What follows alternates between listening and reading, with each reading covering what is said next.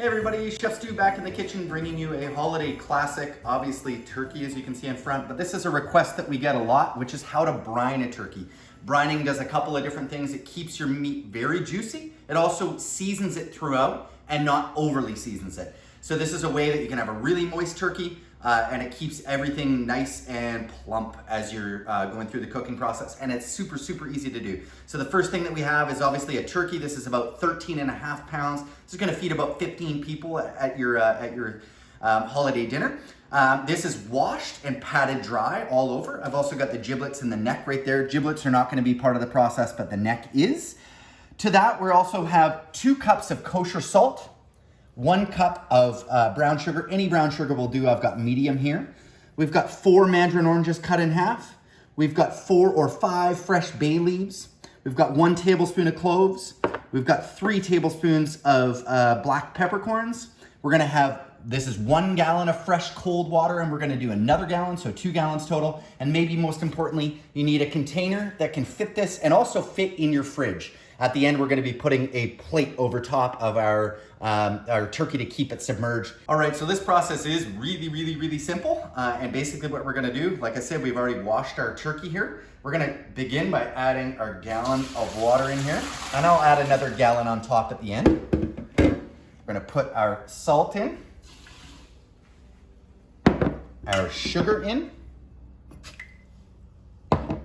We're gonna give each one of our oranges a quick squeeze as we put them in and just drop them right in, peels and all. I've obviously washed those oranges very thoroughly before I put them in. To that, we're gonna add our bay leaves, our cloves, and our peppercorns. We're gonna give it a very thorough stir like this to incorporate it fully. And our second gallon goes in. Give it another quick stir. And what we're gonna do is add our turkey in.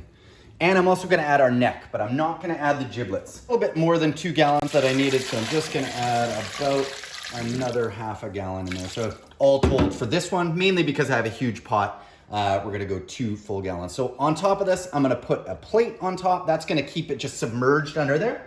And then a lid goes on, and into the fridge it goes for up to 24 hours, anywhere between 12 and 24 hours. You don't wanna go above 24 hours, so 12 to 24 hours. And after that, you're ready to just proceed with your cooking. Okay, so our turkey has been sitting in our fridge for 24 hours and we're gonna take a look. So obviously you wanna be very careful here not to do any cross-contamination on this, but you can see the skin of the turkey has gotten a little bit of coloration. You know, obviously I have to pick all of these off. And you can, I know you can't smell it, but it smells very strongly of cloves right now, a little bit of that orange, and it just smells really wonderful and kind of holiday-ish. That's probably not a word, but we're gonna use that anyway, holiday-ish. So the only step left is to take this out and give it a good rinse. We're gonna do that now. All right, so I'm gonna give this a really good rinse. Obviously you wanna be very mindful of cross-contamination here.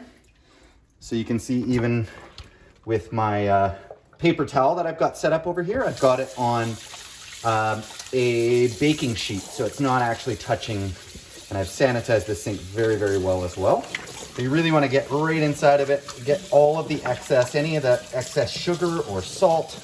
As you can see it, it's accumulated a bit there. That's totally fine. Get inside the cavity and give it a really thorough wash out.